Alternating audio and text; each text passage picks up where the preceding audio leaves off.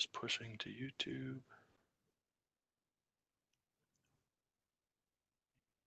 Just give it a few seconds here. And we should be good. Okay. Good afternoon, everyone, and welcome to this special town hall meeting.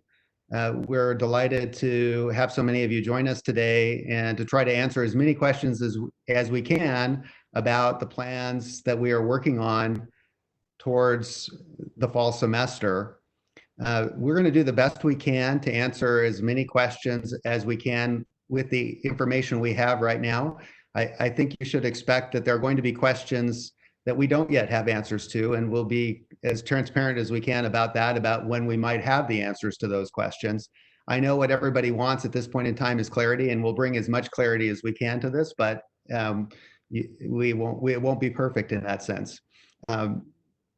I will say that in our work to this point and going forward, we're guided overall by one prime prerogative, and that is health and safety of our community, faculty, staff, and students. And so everything we're doing now is driven by that priority.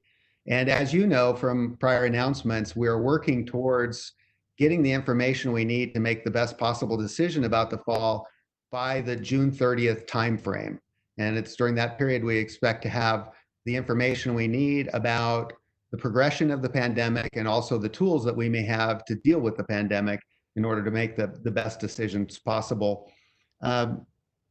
So let me give you some preliminary information about what we're working on, and then I'm going to turn it over to a couple of our working group leaders to give some summaries, and then we're going to go to your questions. So first of all, we are working on two fronts simultaneously, and they may seem paradoxical to you. We're actually asking the faculty to prepare for the fall semester, assuming that their courses are going to be fully online. At the same time, we have administrative working groups that are working to the opposite end, where they're working with the assumption that we will be fully residential in the fall, and redesigning the campus, redesigning our facilities, our behavioral training, all of those things, our curriculum, our scheduling, in order to design the safest possible reentry environment to protect faculty, staff, and students. So it may seem paradoxical that we're working on those two extreme fronts, but that, we believe, actually gives us the most flexibility in terms of various scenarios under which we may re-enter in the fall. Let me go forward with a little bit of what that may look like. First of all, in returning, in preparing for returning in person, and let me add one more comment about the other rationale for preparing for full reentry is we know that that work is not going to be wasted. We know at some point we're going to be fully returned to in-person pursuit of our mission and returning to the campuses and the people that we love and we all seek to work with in person. So with regard to the returning, there are some assumptions that are guided in part by the governor's working group on higher education. As you know, Rochelle Rubin has been our point and our leader on that. We've been participating in creating those gating conditions. I think there's a slide coming up from our town hall host who will show you what some of those gating conditions are. So the groups that are working on the scenarios in which we are back in person are assuming that these gating conditions are met. And the gating conditions include advanced testing of all student-facing students, faculty, and staff, that we have contact tracing capability, that we have the ability to isolate people. There's also some assumptions on the state of the disease. So assuming all of those things are in place, then we have working groups working towards designing what do we look like in that regard. Some of the other assumptions that we've accepted as givens are that people will be wearing masks in shared spaces, that people will be maintaining 6 feet apart. There are implications of that 6-foot spacing. This is, 6 feet apart outside of any possible sort of pod units within dorms, right? But in public spaces and shared spaces, the 6-foot spacing has consequences, which means our classes will be at about 1/3 of the density of students that they used to be at. And that means, depending on scheduling, we'll be at 30 to 50% of our classroom capacity. And so you can see right away that even in the case where our students are back in person, our courses will be a mix of online and in person. The other thing that you can see from this is that we're going to be redesigning our facilities, particularly with thoughts to ingress and egress, to eliminate any possibilities of log jams and massive crowding as classes let in and let out. So those are some of the things that are built in or baked in from the beginning. And then beyond that, there are a lot of open questions. And for those, I'm going to turn to each of our area leaders. We have the provost office leading the academic affairs issues. We have the dean of students leading the student issues. We have our VPR leading the research related issues. And then we have a group led by health and safety and our EVP for administration on functional areas to support those things. So I'm going to turn it over now to each of those leaders, starting with the provost office. And I'm happy to introduce to you our provost designate, Carl Lejeune, and he has been working very closely with our provost, John Elliott, and he will be presenting this section. So Carl, let me turn it over to you. Great. Thank you, President Katsouleas.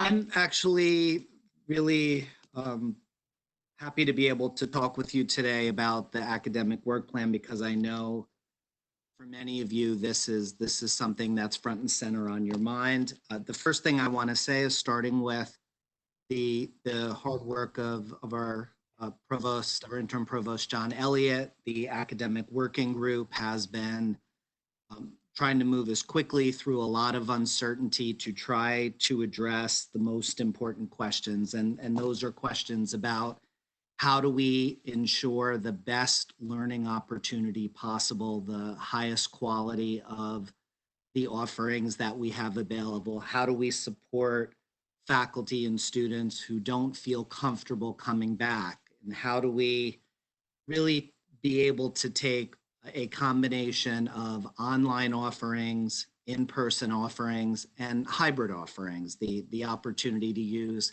lecture capture and potentially platooning classrooms? I think the important point for now is that we have the right groups of people. This is including deans across all of the units. This is including the Senate Executive Committee. This, trying to include as many folks as possible over these next 2 weeks, really trying to explore every question that possibly could come up at the center of how do we lay out the kind of structure and timing of our semester?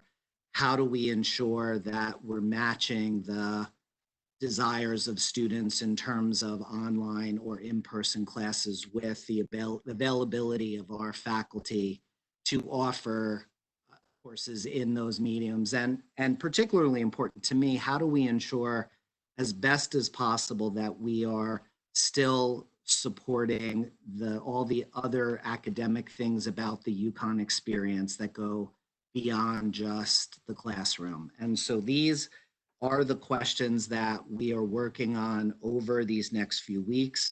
We're hoping to start having very clear answers about some of the factors I talked about in, say, 2 to 3 weeks, but then taking the time needed to be able to then start making decisions and communicating. And it may be the case, because there are so many moving parts, some of the decisions can't be communicated right away, but we will try to communicate those as quickly as possible. But please know, right now we are working with faculty.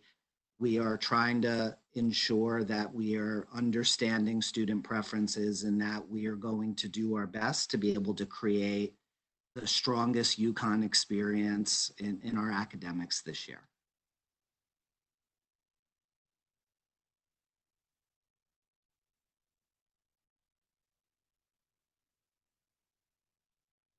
Okay, I think we move on to the next slide, and I think that is going to be student. I'd love to talk about our student work that we're doing right now. Thank you. And it's because it's such a nice compliment to what the provost was just framing, which is we want to return to a vibrant academic experience and one that is safe and well. And we absolutely want to do the same thing beyond the classroom. And my work has really focused on working with some exceptional colleagues from across the university in residential life and student health and wellness and dining and graduate student affairs and international student support services and all of our emergency departments. And because of that, I want you to be assured that we're thinking together about how to do our best work as it focuses upon meeting student medical care needs. And for the students at stores, that means things like how will we administer testing to all of our students, as we're clearly being told to do by the governor? How will we provide a safe and healthy campus to you that responds quickly to the onset of disease and maintains health standards on campus? So that means thinking about a residential community that is able to maintain a community of wellness as best we can under the guidance of residential life and student health and wellness. And certainly that extends into where we break bread and eat together too. We want to make sure we do that safely as well, and also give you that great food that I know dining is able to provide. And then finally, how can we always maintain a sense of community at UConn? You know, one of the things that I just love about being a part of this community is when we come together and the feeling that brings about, whether it's hundreds of us chanting the Husky chant or showing up at Huskython or going to a game. We still want to preserve that community and follow all of the best and safe practice that we're being told to follow from the governor. So our best work now is making all of those things plan into a reality, so the university can make the best decision for all of us as a student community. And I know we'll talk more about this in the questions that come.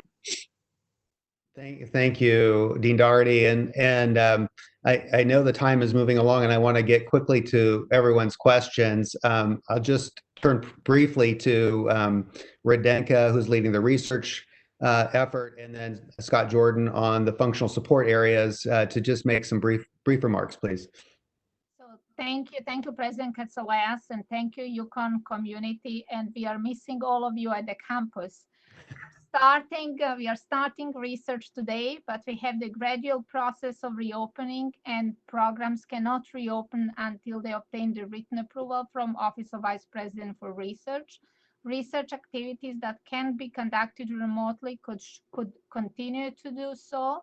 We are starting to reopen in the phases. The return to work requires safety training and safety plan. We are starting with faculty, staff, and graduate students, and slowly but surely we are going to introduce our creative undergraduate students to come back to labs. Thank you all. Thank you, Radenka. And Scott? Just very briefly, I'll say that the entire operations and administrative apparatus of the university is organized now to support these three efforts: the efforts to get academics restarted, research restarted, and to get students back on campus. We are, as Tom said in his remarks, simultaneously planning to have everyone back while doing the work we need to do to run the university in case we are not able to come back in person. I do want to highlight folks in our facilities and operations departments, as well as our university planning department that is making floor plans and maps of every single room on campus and how to maintain 6-foot separation in each of those rooms. Our public safety team, environmental health and safety, who have prepared an online training course that is available right now if you go to ehs.uconn.edu, especially for those that are coming back to research. That is a required element. And of course, our IT team that has not taken a day off since we started this. Moving online went seamlessly. At least from my perspective, I know it was hard work for them and for the faculty. And there's a lot of thanks to be given to the IT team at UConn for that. This whole team is available today to answer any questions that you may have. Thank you. Great. Thank you, Scott. And now I think we can turn it over to Tyson Kendig, our Vice President for Communications, who is going to take us through some of the questions that we've received in advance and also some that we're receiving live. So I'll turn it over to you, Mr. Kendig. Thank you, President Katsouleas. So we do have a number of questions that have been submitted online over the last few days, and then we'll get to some live questions that have come in as time permits us. The first few questions have to do with reopening in general, and the first one would be, what is the current plan for the fall semester? Faculty have been told to prepare for online classes, but is the university leaning more toward online or in-person classes? And I think I'd direct that one to the provost.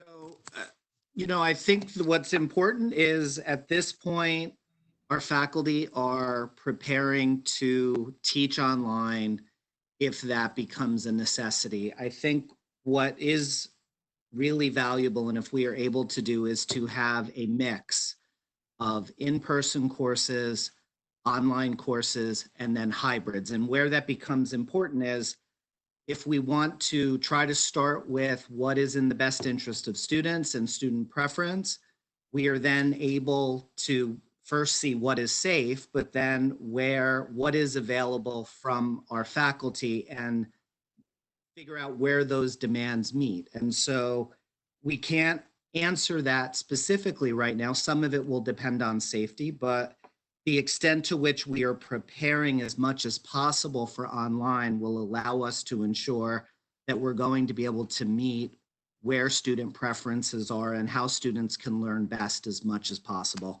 The other thing that is very important is that for those who, either faculty or students who feel unsafe being in person, we are finding ways to ensure that you will not need to do that and you will have online opportunities to move forward. Great, thank you. Who will make the final decisions for reopening? On what basis will they make their decisions? President Katsouleas? Reopening is mine as president. Obviously, the basis, first of all, we have guidance from the governor's working group. So, the decision will depend on those criteria being met, the gating conditions, so to speak.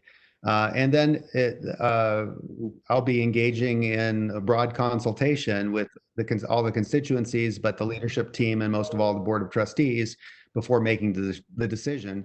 And the guiding principle will be, do we have plans in place that can provide reasonable assurance of safety for our faculty, staff, and students, and that will be what ultimately determines what we do. This question just came in a few moments ago, but fits with the category. Which students would be the priority, or maybe put differently, how would students be selected if only a few students would be allowed back on campus for the fall semester? I would suggest maybe the provost might be able to. I can take that. I think it's important to separate out what we mean by that. So first, there's which students are able to be in housing.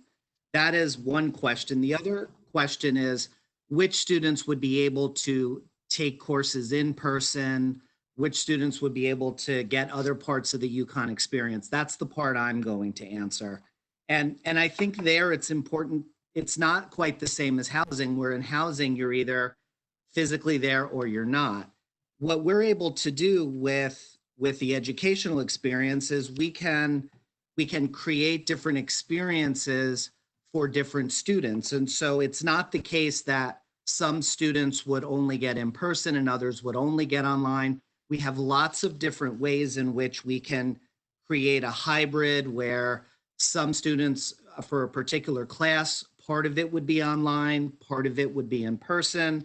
We can do things where students may platoon, where they would be in class one day, but watching it another day. There are many different things that we can do. And what I think is going to be most important is that we're going to do everything we can to get as many students who want an in-person experience, as much of that as possible. But it wouldn't be the case where we would say some get it and others wouldn't. It would just be a combination to try to get as much for each person where it is safe.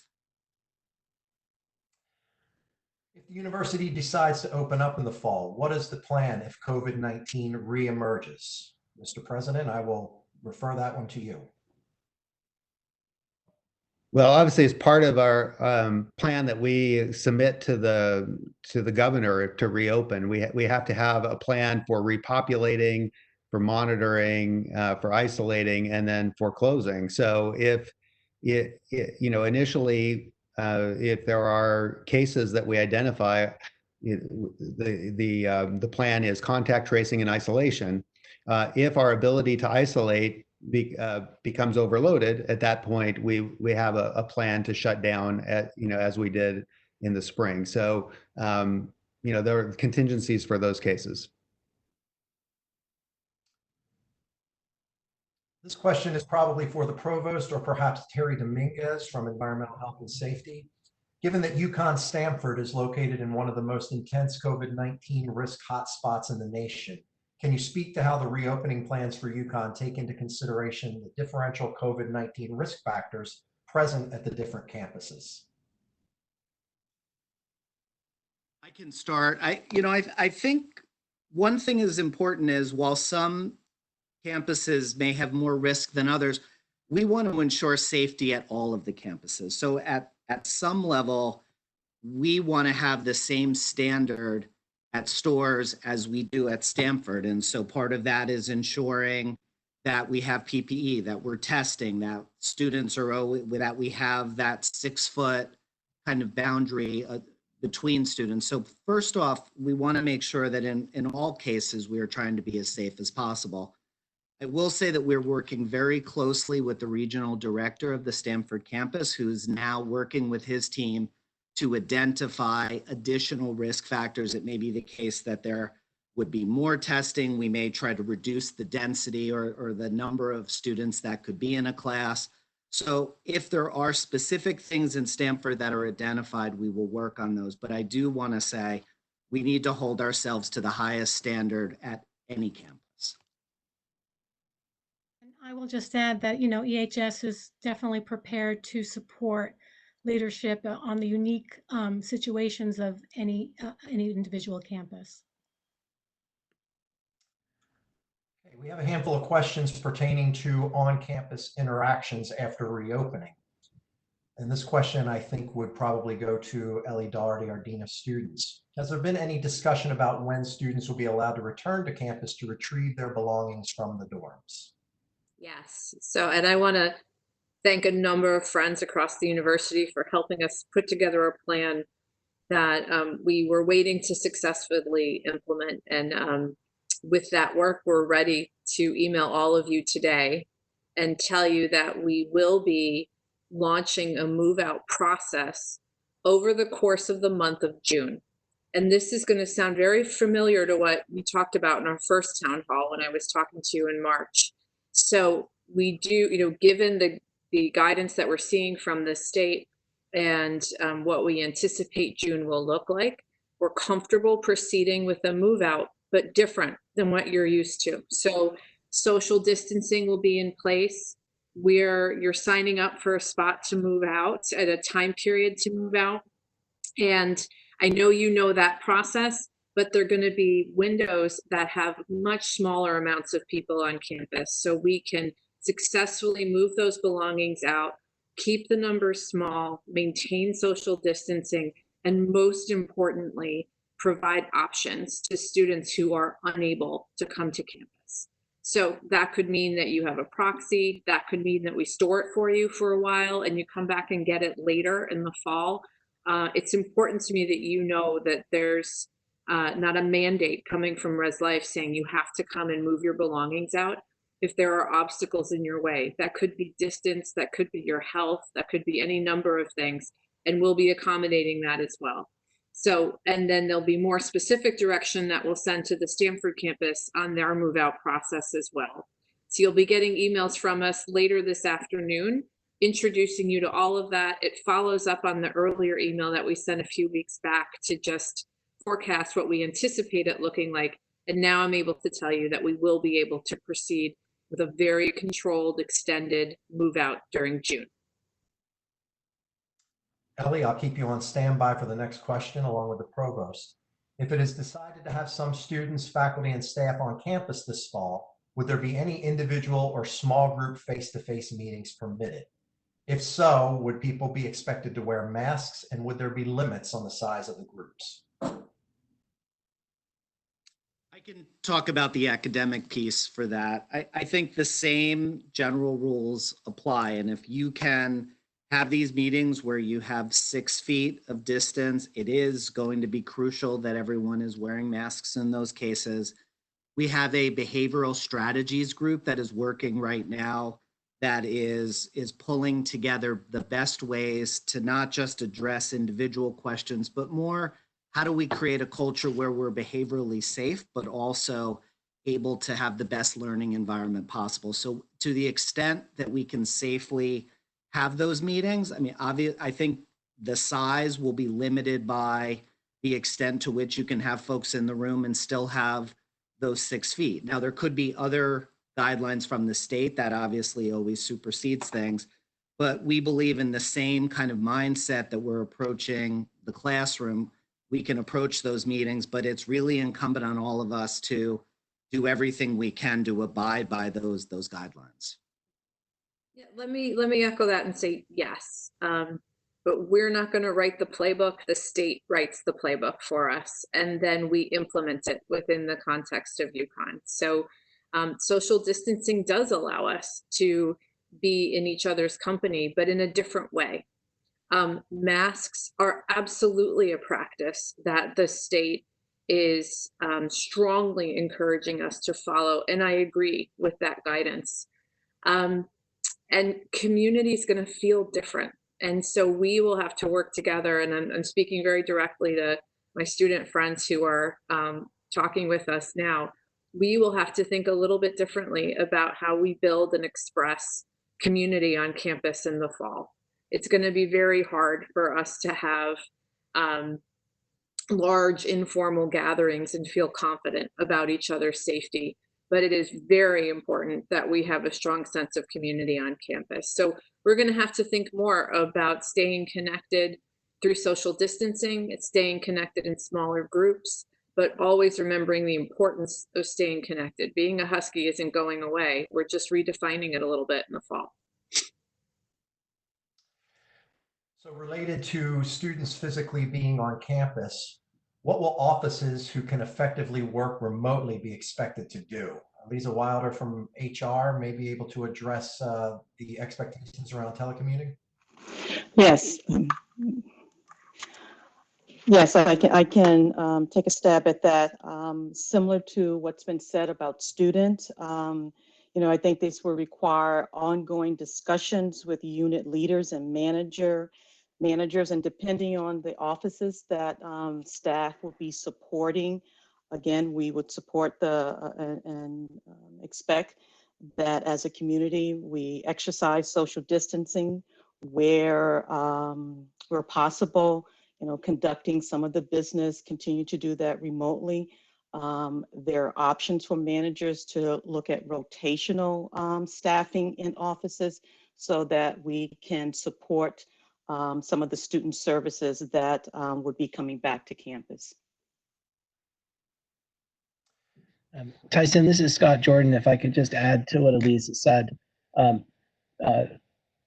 For the time being, though, today on May 20th, our message to our office employees is if you can telecommute, you should continue to telecommute. We are unwavering in that message. even as we plan to potentially have folks start coming back. Great. Question for the provost. Regardless of students or staff being allowed to be on campus, will any class that can be taught online expected to be taught online? Part of that will really depend on what we have available and what the safety considerations are. I think if we can reasonably have a course in person, that's what we want to do. So if we are able to do that, we will. Where this will get tricky is depending on where kind of safety guidelines are, things that can change.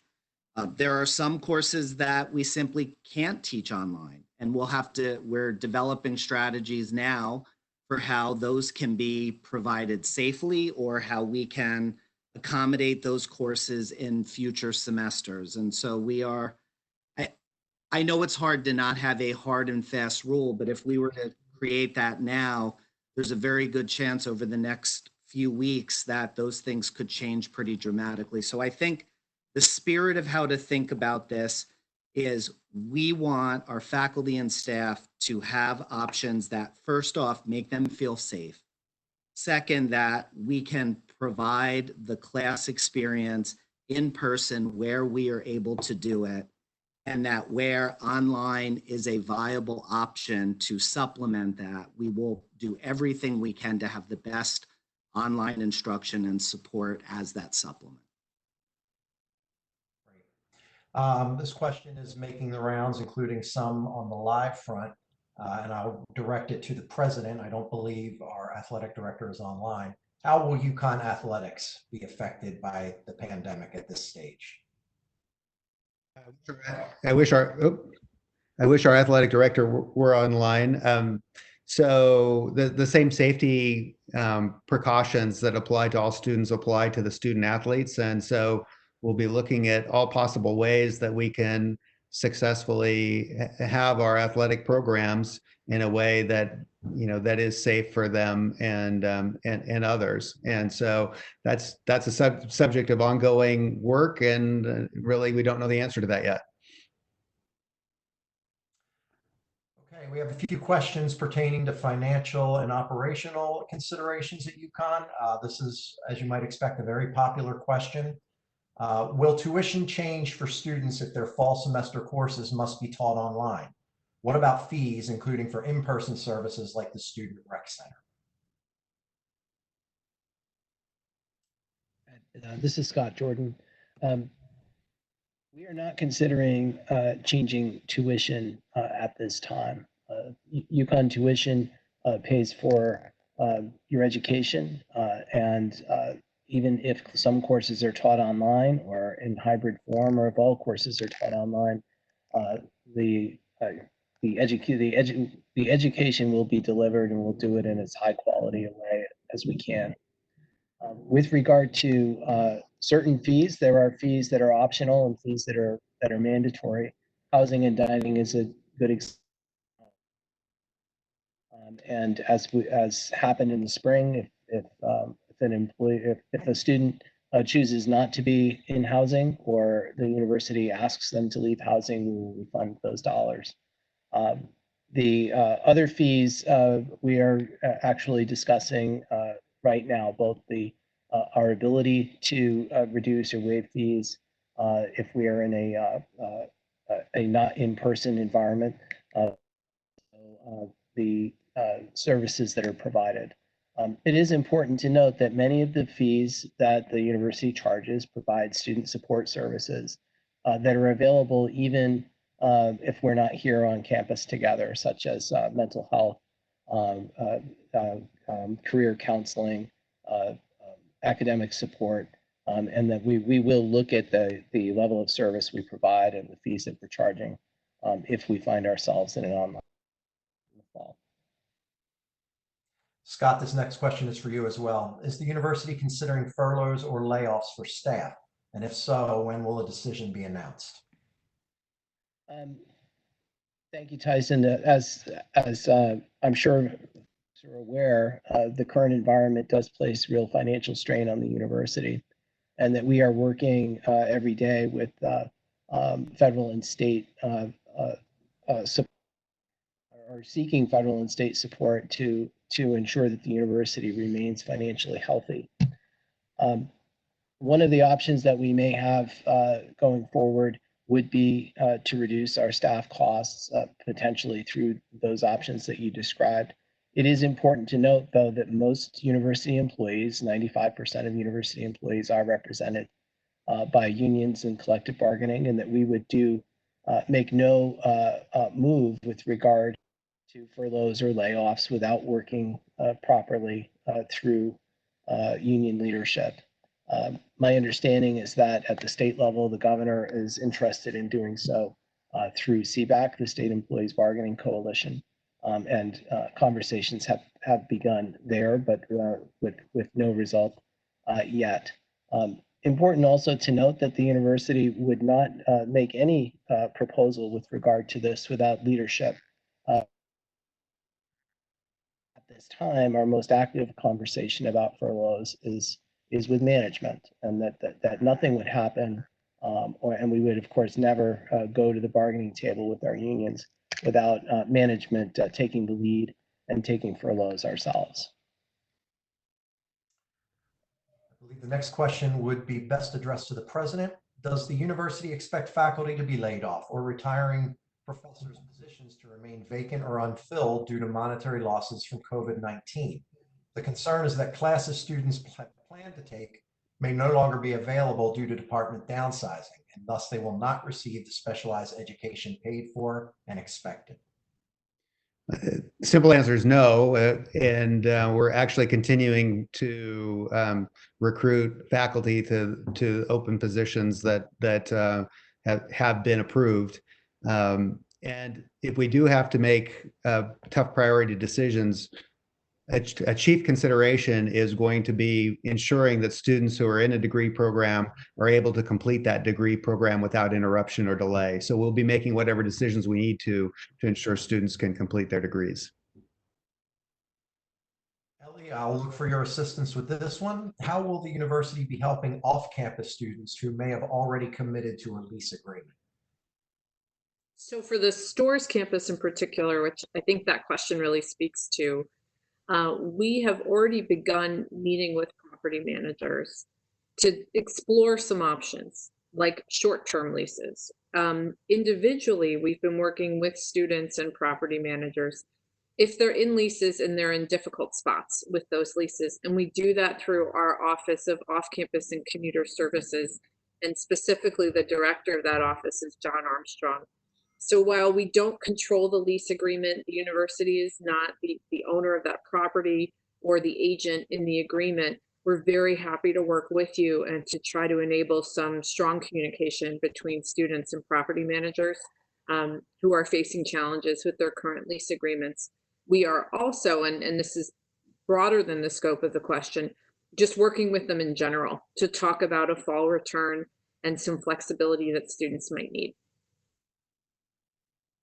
Okay, thank you.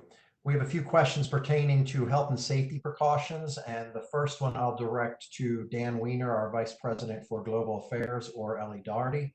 And this just came in a few moments ago. Do you have a plan in place to protect Asian American and Asian students from acts of racism and discrimination in the context of the COVID-19 virus, should UConn resume classes in the fall? Let me just say that University of Connecticut is a global campus. We have faculty, students from over 100 countries. A lot of our students are American citizens. They have parents from other countries, or they might have been born in another country. So we are very deeply multicultural. We are aware and disturbed by the rise of Asian racism during this period. We have policies, procedures, and locations to handle those things. So it's very important as students come back to campus that we communicate effectively with the students about how to handle these kinds of situations and respond effectively. Ellie, you might want to. Yeah, everything that Dan said is incredibly important and true. And we will never stop standing behind those commitments to our global university, to our students, and to addressing issues of hate and racism when they occur. I think this is a sign for us to do even deeper and more effective work on this topic. When we open, just whatever degree we open in the fall, I'm very concerned about stigma, and I know some of our students have already experienced it, and we need to be assertive and aggressive in how we maintain a culture of kindness and respect to each other. And that's something that we are also thinking about when we talk about creating a new culture on campus in the fall that is accepting of new expectations and behavior for being healthy and safe, and also how to anticipate and reduce issues of thoughtlessness and hate and bias on campus. And that is absolutely concurrent with all of our thinking when we look at expectations for the fall. It's not something I want to only respond to. It's something I know we all want to address preventatively for the fall. Question for environmental health and safety. What are the standards being created regarding the cleaning and disinfecting of classrooms in between classes? And actually, I guess you can extend that to prior to student re-entry to the campus in general. So environmental health and safety is supporting facilities and certainly academic affairs as these discussions are being developed for the classroom environment. Currently, facilities is increasing their cleaning activities in the spaces that have been repopulated through the research reentry, as well as the spaces that are already populated because of the essential employees that are already on campus. What are the plans for testing students, faculty, and staff as they return to UConn campuses? Will the university require temperature checks or consider other precautionary measures? So I guess I could speak broadly to that, as we would be following the higher education guidelines and any new guidelines that are established by the state. As we approach the residential aspect of reentry, we do have some guidelines in place already from the higher ed education subcommittee that talks about faculty, staff, and students, or at least student-facing faculty, and the testing that should be done prior to reentry. Of course, all this is contingent upon testing supplies that might be available at the time, as well as any public health considerations at the time that we would be, looking to the state to provide some guidance on. So we're certainly aware of the need for some testing or the recommendations in place. So we'll be following the state's guidance on that moving forward. This question might be best directed to Dr. David Bannock, who is our infectious disease expert at UConn Health. If testing is being done at UConn, will the testing be for the antibodies or for COVID-19? Who would get to go back to campus? Will the ones who test positive for antibodies or just those who test negative for COVID-19? So that's a good question. I think there's ongoing discussions with the details of the testing that's performed. I think the main testing focus for reentry is typically with PCR testing to identify active infection. The antibody is really used to identify prior infection. And I think, at this point, understanding we're in an infancy and understanding the significance of positive antibody testing, what to do with that information.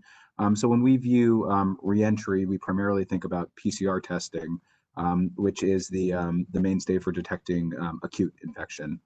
So again, I think there's discussions that are ongoing as far as the implementation of the testing practice, but I believe that's what the primary focus would look like. I would add, from a student perspective, we are doing antibody testing for students. Our confidence in that is perhaps not as strong, and a lot of what we learned, just to echo what Dr. Bannock said. So our plans for student testing is PCR-based testing. And that would be the premise for return, or whether we ask you to quarantine off campus once we learn of the results of the PCR. That's our planning today, though, and I think we'd all agree a lot can change in a month. So we are all hopeful for solid antibody testing, but I don't think we see it quite yet to be a determinant for whether a student could enter the community with a greater degree of confidence. Is that a fair characterization, Dr. Bannock? Absolutely. I think, the main questions surrounding antibody testing are really, how viral neutralizing those antibodies are that are made when they are present, and also the duration, the durability of them, how long they last for, which are unfortunately unknowns at this point. I think we'll learn a lot more about that even in the coming months. But I think that's the big challenge with antibody, that we know it's going to have a place in our arsenal of testing, but the optimal way to use it and what to glean from that information is still an area that we have a bit more to learn about. Great. We have about 15 minutes left in our allotted time, so I want to make sure I jump ahead to a couple student-specific questions that were submitted, and these are probably best directed to Nathan first, our Vice President for Enrollment Management. If in the fall classes remain online and students know from this past semester that online learning does not work for them, can students request a leave of absence without penalty? And what would that do to financial aid awarded? Somewhat related to that, Nathan, is another question saying, will not returning affect student scholarships? So you might want to take those together. Yeah, absolutely. Happy to do so. And so students can take a leave of absence if they so choose. They should be aware that if they have a leave of absence longer than 6 months, it may impact repayment of student loans, but otherwise it will not impact their eligibility for financial aid for future terms or for the fall term, for that matter. I think I saw that somebody was wondering about scholarship eligibility for the situation where we may be online. And again, just like the spring, that did not negatively impact students with regard to their eligibility for financial aid or scholarships. Okay. Should fall classes remain online, will some student workers be available to or be able to work from home? Nathan, I'll direct that one to you as well.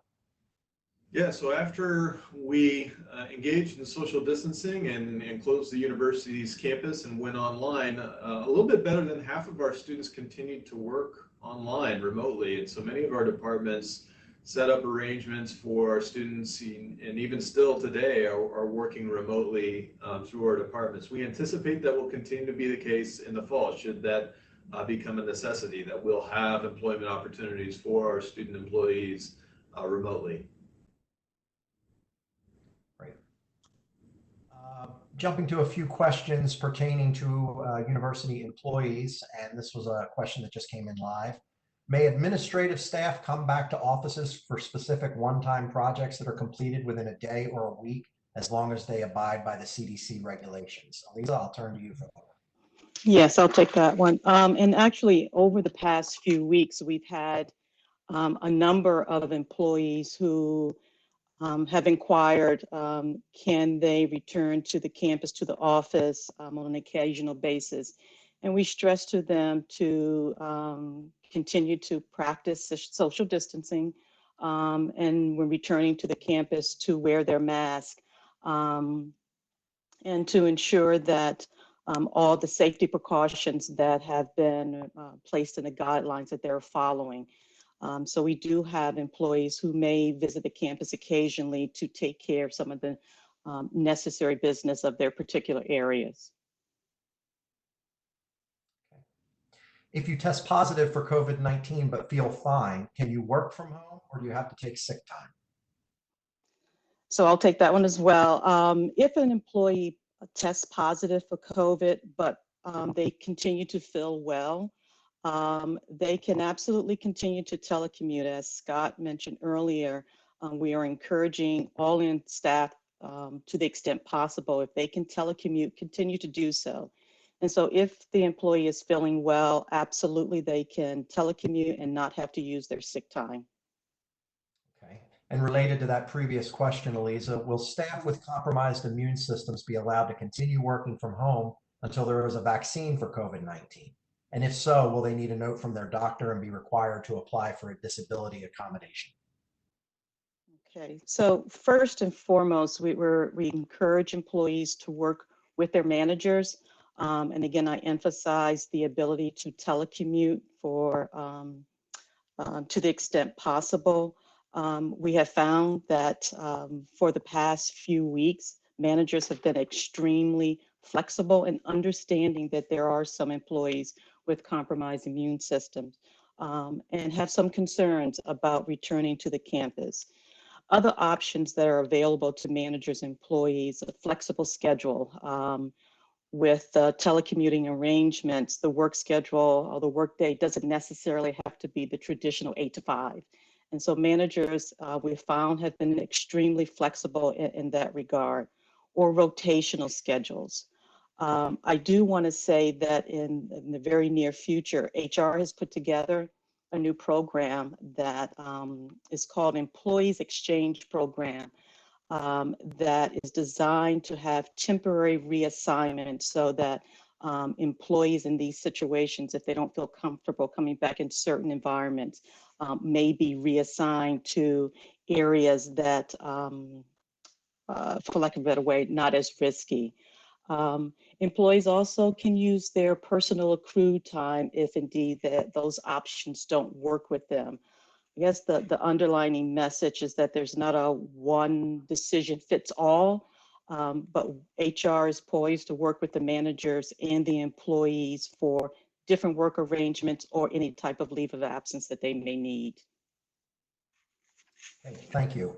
We have a few questions pertaining to academic affairs, so I'll put the provost on standby for these. In the case of fall semester classes having to be given online, is there a plan to make all lab classes online as well? Yeah, so right now we're talking through what is possible. There will be some types of courses that just simply can't be done online, and we will have to figure that out. But there are many in which there are creative and thoughtful ways, and we have faculty who are developing these things right now to be able to do that. In cases where something can't be offered, we will work with students and we will figure out a way to make sure that it does not impede their progress. So the main thing is where we can do it, we will figure out how to do it, and where we can't, we will ensure that it is not unfairly impacted. If there is some sort of distance learning again during the fall semester, is there any way that students or faculty who live near one of the campuses will be able to access books from the library for research? Will the university consider some type of curbside pickup for books? So I thankfully saw this question in advance, and I had a chance to talk to our dean of the libraries, and she said that there will be some combination, either or both, of either curbside pickup or being able to scan materials and provide them to you via email. There's a lot of details that need to be worked out, but she is a fierce advocate of our community continuing to get those resources, even if they can't physically be here. And she's working tirelessly to ensure that there is something available that will allow our community to continue both research, but also our academic pursuits. Carl, this question is probably a little bit similar to the one just asked about labs, but what is the university's plan for prioritizing the needs of students in the School of Fine Arts? The school relies heavily on studio spaces, auditoriums, and other facilities on campus. Online and distance learning greatly diminishes what can be gained from classes, and folks are looking for reassurance that their next semester will be worthwhile. Yeah, so one general thing I want to say is our entire team has created a list of 39 different categories that we need to be able to have answers in over the next 6 weeks. Performance classes are actually one of these. So right now, the dean of the School of Fine Arts is working with other deans and the vice provost for undergraduate studies to be able to address what is possible for performance classes. How do we ensure that, again, it's the same thing as labs, where we can do it, we will do it. And I have seen some very creative strategies. And because we are starting to work on this now, there are ways to kind of think through both with hybrid. When you use hybrid, you can reduce the number of students who need to necessarily be in a space at any given time. And that's something I want to come back to. I think it can be tempting to think about the academics of either you will be here or you won't be here. We are really trying for where students want to be online, they can be. We will support that safely.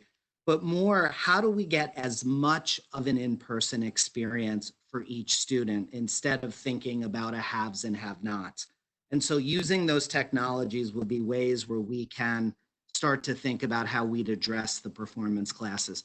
I expect that within the coming weeks, we will have very clear guidance, and I would direct anyone curious about that to actually inquire within the school, because the leadership is very, very serious about this and is most able to answer those questions. There are a couple questions that have come in live that I want to make sure we get to. A couple pertain to masks, asking where graduate students, faculty, and others can request PPE equipment, masks from the university. Do they have to drive to stores to pick them up, or will they be distributed to the regional campuses as well? I just sort of paraphrased a few questions into one there. Terry, is that one that you may be able to address, or I'll just open that up to anybody who can give insight on masking? I was thinking maybe Scott might want to weigh in, and I'll. Sure. So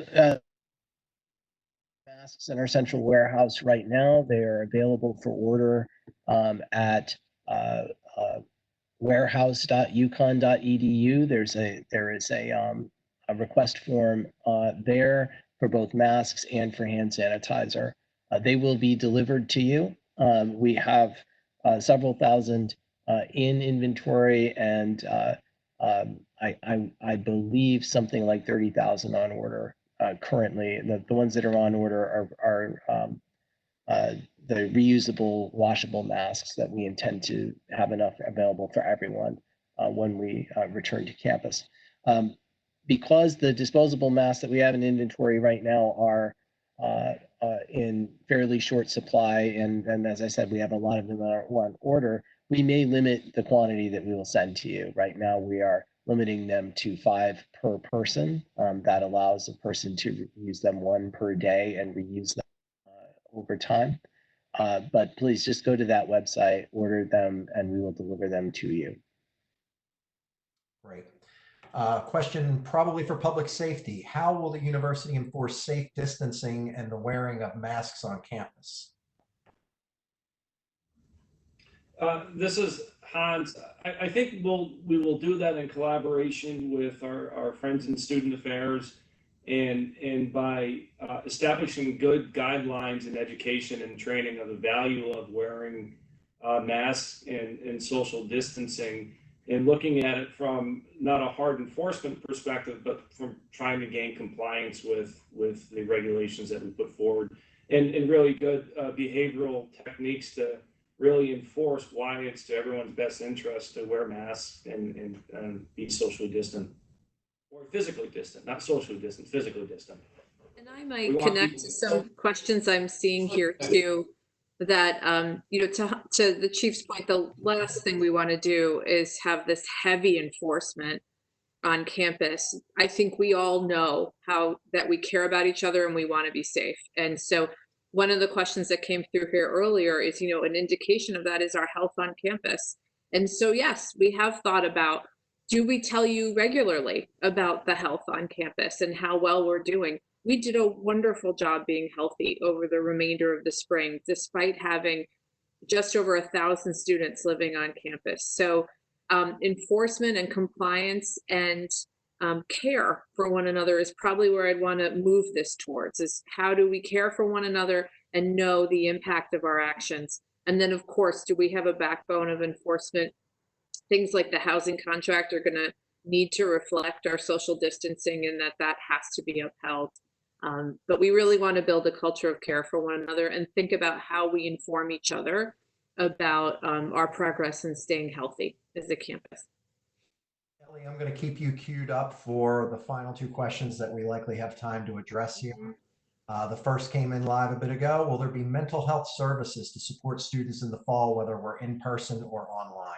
Yeah, there has to be. You have been using those resources over the course of this semester almost at the same rate as you would if we were fully in session. So we have to continue to provide you mental health care on campus, and telemedicine has been a successful foray for us, and we'll continue to do that in the fall.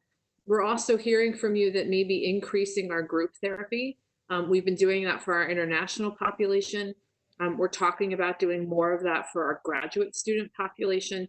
So yes, we will continue to offer services similar to what we were offering over the spring, and even increasing our group therapy, particularly if we're remote.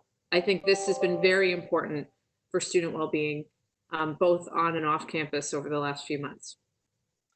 And we'll make this our last question, as I know it's a popular one among alumni, including in my own house. What is the timeline for reopening the dairy bar for takeout ice cream? I was so happy to see this question because I agree with you. This is a desperate time. So I've been talking with Dennis Pierce, who's our dining director on campus, and is looking specifically at just that. And how could we have a measured, safe opening of dairy bar? But remember, we want to be consistent with state guidance, and we're gonna marry all those things together and figure out a way to get you your ice cream. So give us a little bit of time, but we're definitely as interested as you are in getting Husky Tracks back in our freezers. President Katsouleas, I think we got through most of our questions. We certainly did not get through all of them, but I know we covered a lot of ground, so I'll turn it back over to you for any closing comments. Thank you, Tyson. Well done. They were very good questions. I'd like to first thank the panelists and their teams who have been working so hard to prepare us for a safe return. They did a wonderful job answering questions, even though we don't yet know all the answers to the questions that you have. I hope that this peek under the lid of the box of what's the machinery is grinding through right now is helpful and reassuring to you to get a glimpse of that going on.